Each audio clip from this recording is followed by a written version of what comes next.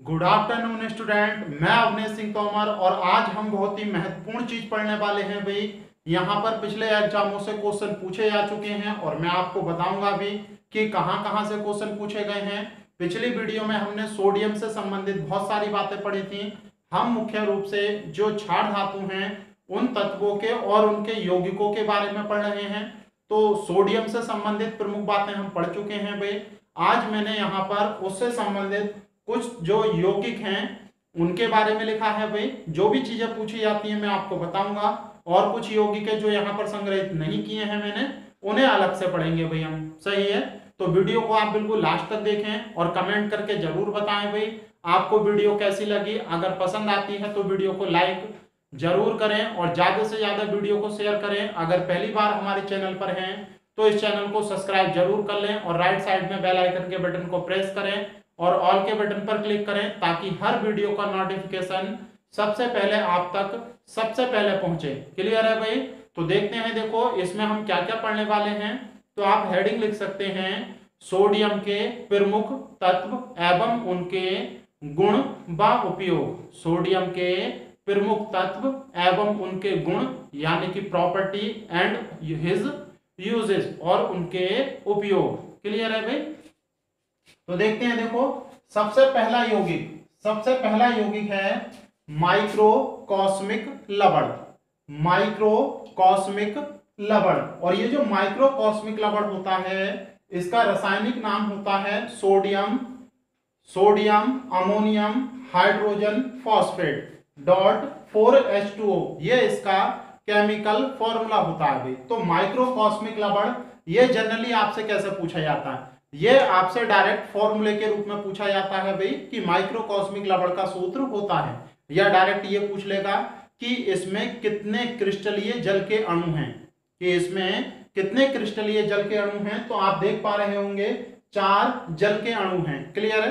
तो इतना ही पूछा जाता है। वैसे तो अगर रसायन विज्ञान में हम पढ़े तो बहुत ही उपयोगी पदार्थ है, लेकिन परीक्षा के एग्जाम की दृष्टि से इतना ज्यादा नहीं है।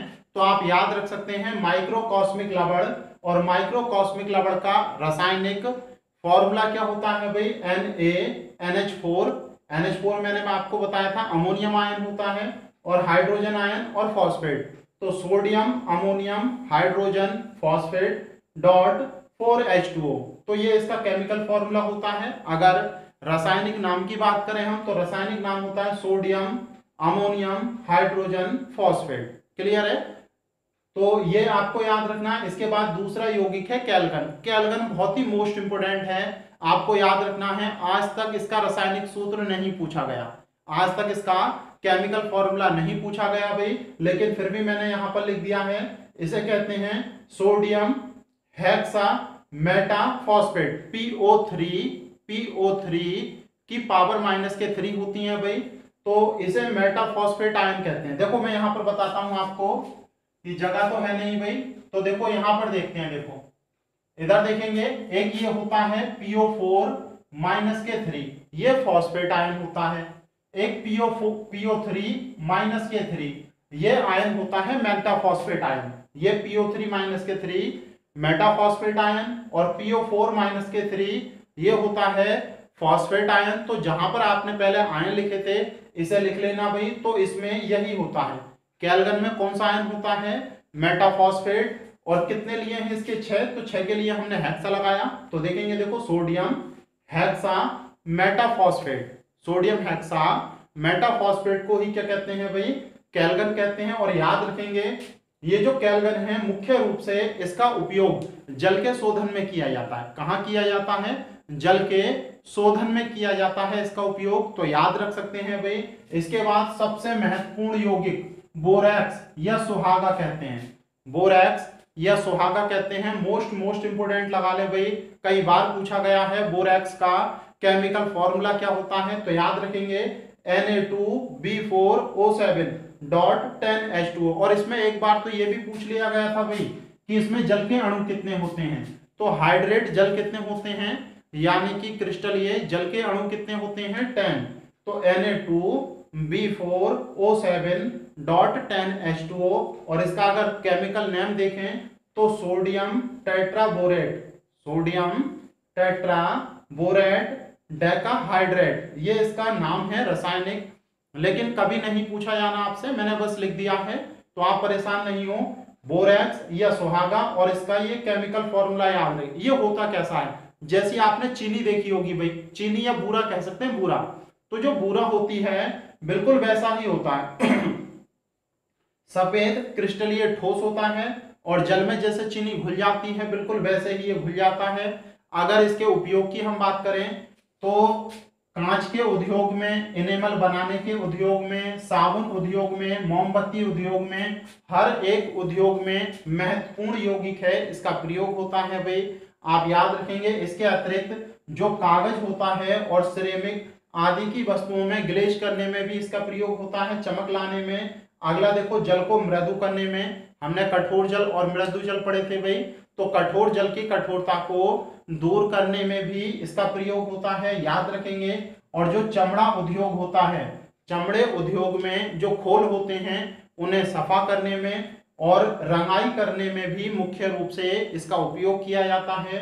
तो याद रखेंगे, बोरेक्स या सुहागा सोडियम होता है, इसीलिए किसका यौगिक है ये, सोडियम का। क्लियर है भाई, तो इसके बारे में केवल आपको यही बातें याद रखनी है। क्लियर है, अगला देखते हैं। देखो अगला मैंने ये लिखा है भाई यहां पर देखो सोडियम नाइट्रेट, क्या लिखा है ये, सोडियम नाइट्रेट, और ये तो पहले एक बार मैं आपको बता भी चुका हूं, NaNO3, सोडियम नाइट्रेट NaNO3, इसका एक अयस्क भी होता है, और इससे हम सोडियम धातु को भी प्राप्त करते हैं, याद रखना, इससे सोडियम धातु को भी प्राप्त किया जाता है। और NaNO3 को चिली साल्ट पीटर के नाम से भी जाना जाता है। किस नाम से जाना जाता है, चिली साल्ट पीटर के नाम से भी जाना जाता है। क्यों जाना जाता है आप समझें, आपने लैटिन अमेरिका का नाम सुना होगा, जो दक्षिण अमेरिका है, दक्षिण अमेरिका महाद्वीप है, उसके पश्चिमी तट पर, उसके पश्चिमी तट पर दो प्रमुख देश हैं, एक तो चिली और दूसरा पेरू, चिली और पेरू।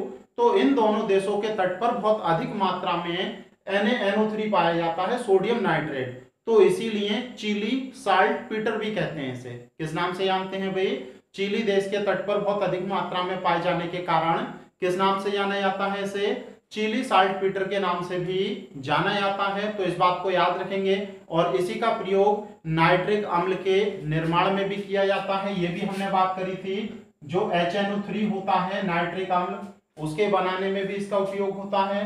साथ ही साथ इसका जो खाद होते हैं फर्टिलाइजर, उनके रूप में भी इसे प्रयोग में लाया जाता है। क्लियर है भाई, तो आप इस बात को समझ पा रहे होंगे।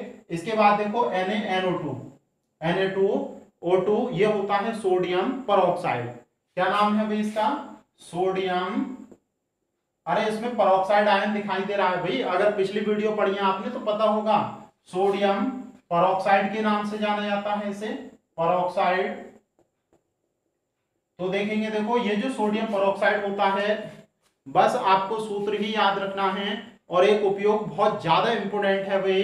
इसका जो उपयोग होता है मुख्य रूप से, जैसे आप जानते हैं, जो पनडुब्बियां होती हैं पानी के अंदर रहती हैं, हवा नहीं पहुंच पाती भाई, और जो पानी के जहाज होते हैं उनमें भी हवाओं की समस्या होती है, और साथ ही साथ अस्पतालों में जब ज्यादा भीड़ हो जाती है या अंदर की ओर बहुत बड़े बड़े अस्पताल होते हैं, तो उनमें हवा को शुद्ध करने में जो बंद हवा हो जाती है, क्योंकि आप समझ पा रहे होंगे भाई, जैसे अगर कहीं पर व्यक्ति ज्यादा है तो वो CO2 छोड़ते हैं, लेकिन वहां से हवा निकल नहीं पा रही, तो वातावरण की जो ऑक्सीजन है वो तो ग्रहण कर लेंगे व्यक्ति, लेकिन वातावरण में धीरे धीरे किसकी मात्रा अधिक होने लगेगी, CO2 की।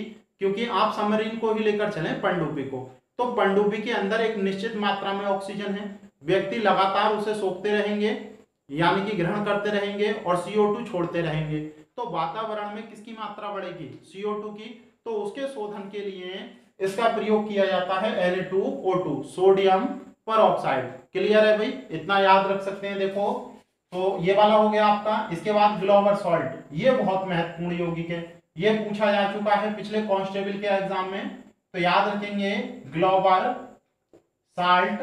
ग्लोबल साल्ट क्या होता है भाई, सोडियम सल्फेट को कहते हैं। ग्लोबल साल्ट किसे कहते हैं, सोडियम के सल्फेट को। लेकिन याद रखना, इसमें 10 जल के अणु जुड़े होते हैं। जिस प्रकार से हमने बोरेक्स में 10 जल के अणु पढ़े, उसी प्रकार से इसमें भी क्या होते हैं, 10 जल के अणु, याद रखना। और इसका निर्माण करने के लिए मुख्य रूप से सोडियम हाइड्रोक्साइड जिसे कास्टिक सोडा बोलते हैं और सोडियम कार्बोनेट जिसे सोडा एस बोलते हैं, इस पर हाइड्रोजन सल्फेट या फिर सल्फ्यूरिक अम्ल की क्रिया करा दी जाए तो हमें क्या प्राप्त हो जाता है भाई, सोडियम सल्फेट यानी कि ग्लोबल सॉल्ट प्राप्त हो जाता है। क्लियर है। और देखेंगे, देखो इसके प्रयोग या फिर ये होता किस प्रकार का है, तो बिल्कुल कलरलेस होता है। कैसा होता है, कलरलेस, रंगहीन होता है और रवादार होता है। रवादार जैसे आपने पढ़ा होगा भाई, जैसे बूरा आप मान सकते हैं, रवा मान सकते हैं, तो ये सारी चीजों की तरह होता है, बिल्कुल पतला पतला चूर्ण की तरह। सही है। अगला, अगर उपयोग इसकी बात करें तो उपयोग भी सारे बिल्कुल वैसे ही हैं जैसे सोडियम कार्बोनेट के होते हैं, शीशा बनाने में, कागज उद्योग में, दवाओं के उद्योग में और सोडियम सल्फाइड के निर्माण में भी इसका उपयोग किया जाता है। तो ग्लोबल सॉल्ट बहुत ही महत्वपूर्ण एक यौगिक है। साथ ही साथ देखो यहां तक हो गया भी आपका सोडियम सल्फाइड के निर्माण में इसका उपयोग किया जाता है। इसके बाद अगला यौगिक बहुत महत्वपूर्ण है, वन लाइन क्वेश्चन बहुत पूछा जाता है कि फोटोग्राफी में कौन सा पदार्थ यूज होता है, तो हाइपो का प्रयोग करते हैं, वो हाइपो है ये। देखो मैं यहां पर लिख देता हूं अगर आपको नहीं चमक रहा हो, Na2H2O3.5H2O, इसे हम कहते हैं सोडियम थायोसल्फेट। Sodium thiosulphate. तो ये जो सोडियम थायोसल्फेट होता है इसका एक नाम और है हाइपो, और जनरली इसे हाइपो के नाम से ही जाना जाता है। तो याद रखेंगे हाइपो क्या होता है, Na2H2O3 और 5 क्रिस्टलीय जल के अणु इसके साथ जुड़े होते हैं। याद रखना है आपको इसका उपयोग कहाँ किया जाता है। देखो अभी मैंने आपको बताया फोटोग्राफी में जो पहले हम निगेटिव बनाया करते थे और उसी से फोटो बनाया करते थे, तो उनके स्थायीकरण में इसका प्रयोग होता है। क्यों, क्योंकि उसमें जो सिल्वर ब्रोमाइड बनता है वो अपघटित नहीं होता। उसमें देखो ये बहुत थोड़ी सी अंदर की बातें हैं, शायद आप नहीं समझ पाए, तो आप डायरेक्ट भी याद रख सकते हैं। फोटोग्राफी में मुख्य रूप से किसका प्रयोग होता है निगेटिव के स्थायीकरण में, मतलब निगेटिव से फोटो बनाने में। निगेटिव से, अरे पहले, अब तो देखो बहुत टेक्निक आ चुकी है भाई, लेकिन पहले क्या होता था, फोटो बनाने के लिए निगेटिव का प्रयोग होता था, निगेटिव से ही फोटो तैयार किए जाते थे। तो उसमें मुख्य रूप से इस हाइपो का प्रयोग होता था जिससे कि निगेटिव से स्थायी फोटो प्राप्त हो जाए। तो इतना भी याद रख सकते हैं आप। लेकिन उस प्रक्रिया में होता क्या है, जो सोडियम ब्रोमाइड होता है वो अस्थायी होता है और इसका स्थायीकरण करके ये इसे दूर कर देता है। क्या कर देता है भाई, दूर। कैसे, जो AgBr है वो इससे जब अभिक्रिया करता है तो वो बना लेता है आपका NaBr, और सोडियम ब्रोमाइड जैसे NaCl अलग हो जाता है बिल्कुल पृथक, वैसे ही हो जाता है। तो याद रख सकते हैं। साथ ही साथ हाइपो का निर्माण सोना और चांदी, गोल्ड और सिल्वर के निष्कर्षण में भी किया जाता है, यानी कि इनके अयस्कों से इसे प्राप्त करने में भी इसका प्रयोग किया जाता है। तो आप इतना समझ पा रहे होंगे बहुत अच्छी तरह से, तो याद रखेंगे भाई। इसके बाद अगला यौगिक है आपका सोडियम बाइकार्बोनेट। अगला कौन सा है भाई, सोडियम बाइकार्बोनेट यानी कि NaHCO3। सोडियम बाइकार्बोनेट पहले कई बार मैं आपको बता चुका हूं भाई, याद रखेंगे आप। सोडियम बाइकार्बोनेट एक अम्लीय, कैसा, एक अम्लीय लवण है। कैसा है, अम्लीय लवण।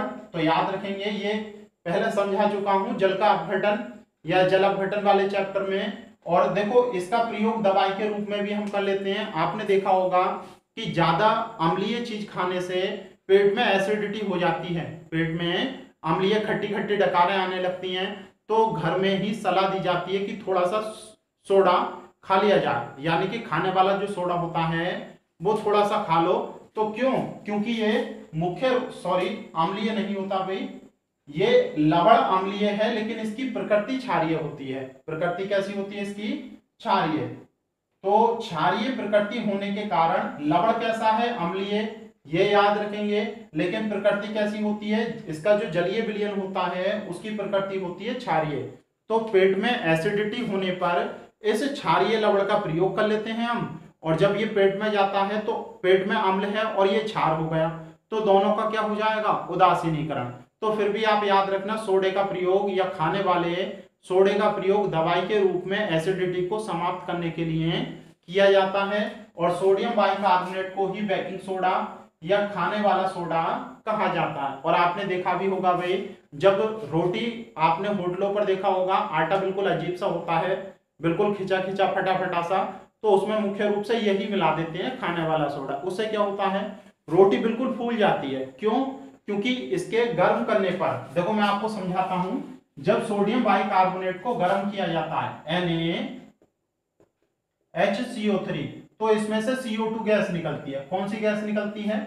और देखो जब आप रोटी में मिलाकर यानी कि आटे में मिलाकर आटे को गर्म करोगे तो खाने वाला सोडा भी गर्म होगा, और गर्म होने पर उसका अपघटन हो जाएगा और वो किसमें बदल जाएगा, CO2 में। और जैसे ही CO2 उसमें से निकलेगी, रोटी क्या होगी, एकदम फूल जाएगी। रोटी क्या होगी, फूल जाएगी। तो याद रखना, खाने का सोडे का प्रयोग रोटी में किस लिए किया जाता है, इसे फुलाने के लिए। इतना क्लियर है भाई?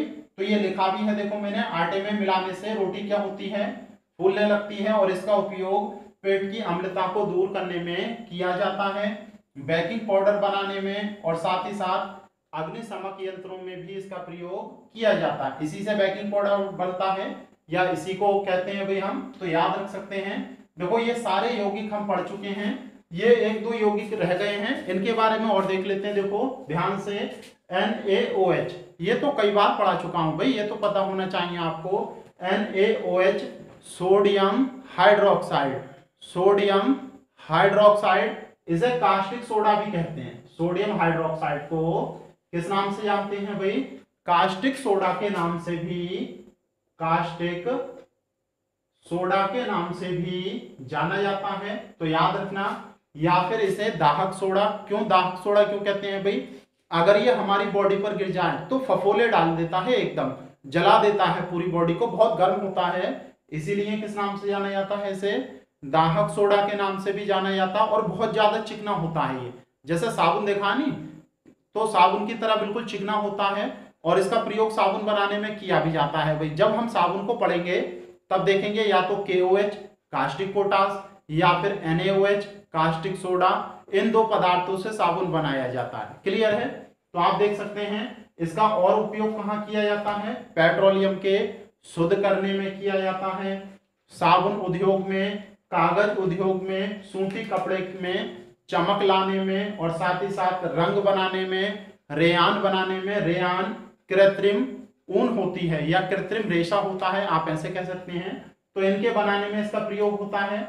अब देखो कुछ महत्व मैंने लिखे हैं यहाँ पर सोडियम के, क्योंकि सोडियम तत्व यानी कि सोडियम तत्व या सोडियम का परमाणु या फिर सोडियम का आयन हमारे शरीर को स्वस्थ या फिर पोषक तत्वों में भी इसे गिना जाता है भाई। तो देखेंगे, देखो अगर सामान्य पुरुष की बात करें, हेल्दी मैन की बात करें एक, तो मुख्य रूप से उसमें 90 ग्राम सोडियम पाया जाता है। कितना? 90 ग्राम। तो अगर 90 ग्राम सोडियम है आपकी बॉडी में तो आप स्वस्थ हैं लगभग लगभग, सही है। थोड़ा बहुत कम ज्यादा चल जाता है, लेकिन जैसे ही इसकी मात्रा गिरती है बहुत सारी बीमारियां होने लगती हैं भाई। अभी देखेंगे भी कि सोडियम का जो आयन है Na+, सोडियम का जो आयन है Na+, वो हमारे तंत्रिका तंत्र यानी कि नर्वस सिस्टम द्वारा जो संकेत या सिग्नल भेजे जाते हैं उनके संचरण में सहायता करता है। क्योंकि आप जानते हैं मस्तिष्क में जो आपकी न्यूरॉन सेल होती हैं, तंत्रिका तंत्र होता है, उससे जितने भी सिग्नल पूरी बॉडी को भेजे जाते हैं उनमें ये सहायता करता है। कौन सा? Sodium ion. तो याद रखेंगे। और जो कोशिका कला होती है आपकी, सेल फेस होती है, उसके चारों ओर जल के बहाव के नियंत्रण में, जल का जो बहाव होता है कोशिका के चारों ओर, जो कोशिका द्रव्य होता है उसके बहाव में भी ये सहायता करता है और उसका नियंत्रण करता है। बायोलॉजी में हम इसकी डिटेल पढ़ेंगे, आप थोड़ा सा याद रख लें। और जो कोशिका शर्करा होती है, सेल में जो शर्करा होती है और जो एमिनो अम्ल होते हैं उनके अभिगमन में भी ये भाग लेता है। मतलब जो एमिनो अम्ल होते हैं उनसे प्रोटीन बनती है, प्रोटीन से नए सेल बनते हैं, तो इन सभी के प्रोटीन से ही DNA RNA बनते हैं भाई। तो उनके अभिगमन में भी ये भाग लेता है, ट्रांसपोर्टेशन में भी भाग लेता। अभिगमन का मतलब होता है ट्रांसपोर्टेशन, एक स्थान से दूसरे स्थान को ले जाना। तो ये कुछ प्रमुख गुण हैं इसके, क्लियर है। इसके बाद देखो एक दो यौगिक रह गए हैं, उन्हें हम पढ़ लेते हैं। जैसे हमारा रह गया है एक सोडियम कार्बोनेट, देखेंगे देखो ये है सोडियम कार्बोनेट, सही है। अगला यौगिक लिखें सोडियम कार्बोनेट। ये क्या होता है भाई, सोडियम कार्बोनेट का सूत्र होता है Na2CO3 और इसे सोडा एस भी कहते हैं। क्या कहते हैं भाई, सोडा एस के नाम से भी जानते हैं। तो याद रखना सोडा एस किसे कहते हैं, Na2CO3 को। लेकिन यदि इसमें 10 जल के अणु जुड़ जाएं Na2CO3 dot 10H2O dot 10H2O, तो इसे हम बेकिंग सोडा इसे हम धावन सोडा कहते हैं। क्या कहते हैं भाई, धावन सोडा या फिर धोने वाला सोडा, धोने वाला सोडा के नाम से भी इसे जाना जाता है। तो आप याद रखना भाई, इसे Na2CO3 को धावन सोडा के नाम से भी जाना जाता है या धोने वाला सोडा। मुख्य रूप से ये डिटर्जेंट के रूप में भी प्रयोग होता है। अपमार्जक गुण होने के कारण इसका प्रयोग किसके रूप में होता है भाई, मुख्य रूप से। तो आप याद रख सकते हैं देखो इसका प्रयोग। और इसे एक नाम और दिया जाता है, धावन सोडा को इंग्लिश में क्या लिखोगे, वॉशिंग सोडा। क्या लिखोगे भाई, वॉशिंग सोडा। तो याद रखना वॉशिंग सोडा भी कह सकते हैं। और इसका जो निर्माण होता है, निर्माण की कुछ विधि है देखो, सॉल्वे विधि, सॉल्वे विधि से इसका निर्माण हो सकता है। इसे अमोनिया सोडा विधि भी कहते हैं। किस नाम से जानते हैं भाई, अमोनिया अमोनिया सोडा विधि के नाम से भी जानते हैं। एक विधि और है लेवलॉन्क विधि। तो इन दोनों विधि से मुख्य रूप से जो सोडियम कार्बोनेट है, डेकाहाइड्रेट सोडियम कार्बोनेट को मुख्य रूप से धावन सोडा या वॉशिंग सोडा या धोने वाला सोडा कहा जाता है। तो ये तीन यौगिक हो गए जिनके पीछे जल के अणु कितने हैं, 10। एक तो आपने अभी पढ़ा बोरेक्स, सही है, और ग्लोबल सॉल्ट, इन दोनों में भी 10 थे और इसमें भी कितने होते हैं, 10। तो याद रखना पूछे जाते हैं भाई, ये क्लियर है। अगर इसके उपयोग की हम बात करें, इसके उपयोग की, तो सबसे पहला उपयोग तो यही है कि जो कठोर जल होता है, कठोर जल की कठोरता को दूर करने में इसका प्रयोग किया जाता है। पीछे हम पढ़कर आ चुके हैं भाई। दूसरा, इसका प्रयोग पेट्रोलियम के शोधन में होता है, कांच उद्योग में, मुख्य रूप से कागज उद्योग में, साबुन उद्योग में, इन सभी जगह इसका प्रयोग किया जाता है। तो आप याद रखेंगे। देखो एक और महत्वपूर्ण यौगिक रह गया है आपका सोडियम का, वो और देख लेते हैं। देखो जो खाने वाला नमक होता है, सही है भाई, जो साधारण नमक होता है सोडियम क्लोराइड, वहां से भी क्वेश्चन पूछे जाते हैं, तो उसे भी कर लेते हैं। देखो हम, आप अगला हेडिंग लिख सकते हैं, देखो NaCl, सही है, इसे कहेंगे सोडियम क्लोराइड। क्या कहेंगे भाई, सोडियम क्लोराइड। और इसका साधारण नाम है साधारण नमक। जो आप खाने वाला नमक होता है भाई, वो खाने वाला नमक यही होता है, खाने वाला नमक। तो याद रखेंगे सिंपल सॉल्ट के रूप में किसे जाना जाता है, इसी को। और ये प्राप्त कहां से होता है मुख्य रूप से, तो समुद्री जल, जो समुद्री जल होता है, यदि उसका वाष्पीकरण करा दिया जाए, क्या करा दिया जाए, वाष्पीकरण। आप ये मानकर चलें ये समुद्री क्षेत्र है, सही है, और इसके थोड़े से जल को निकालकर यहाँ पर चारों ओर से बंद कर दिया हमने। तो धीरे धीरे जब धूप उस पर पड़ेगी तो जल तो वाष्पित होकर उड़ जाएगा, लेकिन उसमें जो लवण है NaCl, क्या वो भाप बन सकता है, नहीं। तो लवण रह जाएगा और वो जो है आपका जल, वो भाप बनकर उड़ जाएगा। और याद रखना भाई कि जो समुद्री जल होता है, जितने भी लवण होते हैं उसमें, समुद्री जल में जितने भी लवण होते हैं, उनका लगभग 75% NaCl ही होता है। क्या होता है भाई, NaCl ही होता है। तो आप याद रखेंगे ये खाने का एक प्रमुख अवयव है, खाने का एक प्रमुख अवयव है। तो ये बात तो आप जानते होंगे भाई, खाने में नमक डालते हैं। और साथ ही साथ एक बात और याद रख लेना, जो NaCl है, अगर इसे खुले में रख दें, हम किस में रख दें, खुले में, तो ये नमी को अवशोषित कर लेता है। क्या करता है भाई? नमी को अवशोषित कर लेता है। कभी इस बात को नोटिस करना भाई कि बरसात के दिनों में जो आपके घर में नमक का डिब्बा है उसे खुला छोड़ देना किचन में, और एक दिन के बाद ही आप देखेंगे कि पूरी ऊपर से नमक गीली गीली सी हो गई। क्यों? क्योंकि वो नमक जो होती है वातावरण की जो नमी होती है उसे अवशोषित कर लेती है। क्या करती है? अवशोषित। तो ये क्वेश्चन पूछा जाता है ऐसा क्यों? तो आप ध्यान रखेंगे जो खाने वाला नमक होता है उसमें एक अशुद्धि होती है। उसमें क्या होती है? एक थोड़ी सी अशुद्धि, और वो अशुद्धि होती है मैग्नीशियम क्लोराइड की। किसकी? MgCl2 magnesium chloride. और मैग्नीशियम क्लोराइड की अशुद्धि के कारण ही जल क्या करता है? नमी को अवशोषित कर लेता है, और इस गुण को कहते हैं प्रस्वेद गुण। क्या कहते हैं भाई? प्रस्वेद गुण।